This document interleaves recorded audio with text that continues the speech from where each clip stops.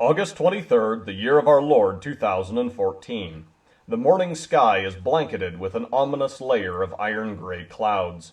According to a map of the area, there is a sizable alpine lake located near Leatherman Pass just north of Mackay, Idaho, that I had intended for some time to go and explore, and today was the day I had set aside for the expedition.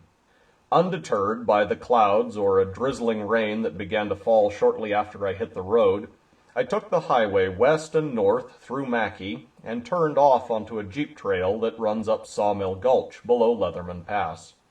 My map showed the jeep trail continuing all the way up and over the pass, but I found it impassably blocked by a rock slide only a couple miles in, about 3 miles and 2,000 vertical feet short of the pass.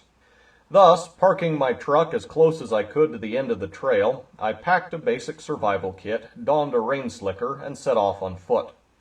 I surmounted the landslide that had blocked the road and found where the jeep trail emerged on the other side, then followed it for about 2 miles as it switchbacked up the north side of the canyon, only to end abruptly and for no apparent reason.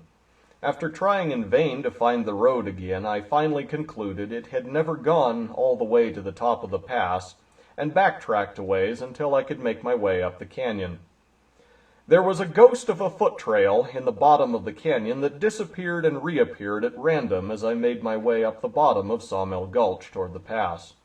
As I climbed higher, presently the rain turned to snow. By the time I reached the top of Leatherman Pass, it was late afternoon, the snow was ankle deep, my camera battery was dead, and my GPS was threatening to follow suit. Meanwhile, a bank of cloud on the other side of the pass was moving in, shrouding the landscape in fog, and yet I estimated it would be another 3 miles or so down the other side of the pass and up a side canyon to the lake. Knowing that if I pressed on to the lake I would never make it back before dark, and having come with no intention or provisions to spend the night up there, I reluctantly called discretion the better part of valor and headed back to the truck. September 2nd, the day I chose to make a second attempt on Leatherman Pass Lake, dawned clear and calm, and the air carried the crisp freshness that is characteristic of early autumn. Once again, I drove up the Sawmill Canyon Road, parked just short of the rock slide, and set off on foot. Now armed with a better knowledge of the terrain, I made good time from the coniferous forest in the bottom of the canyon up through the aspen thickets, into the sparser limber pines, and finally up above the tree line to the pass itself. The approach to the pass is guarded by 2 imposing rock formations that had been obscured by cloud on my first excursion. One formation was a dark, nearly black rock, while the other was almost pure white. On the far side of the pass, I was obliged to pick my way through an ominous field of razor-sharp boulders that finally gave way to the alpine meadows surrounding the lake.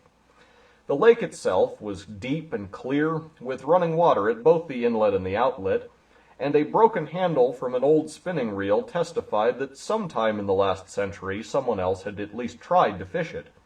But to all appearances the lake was now completely devoid of fish.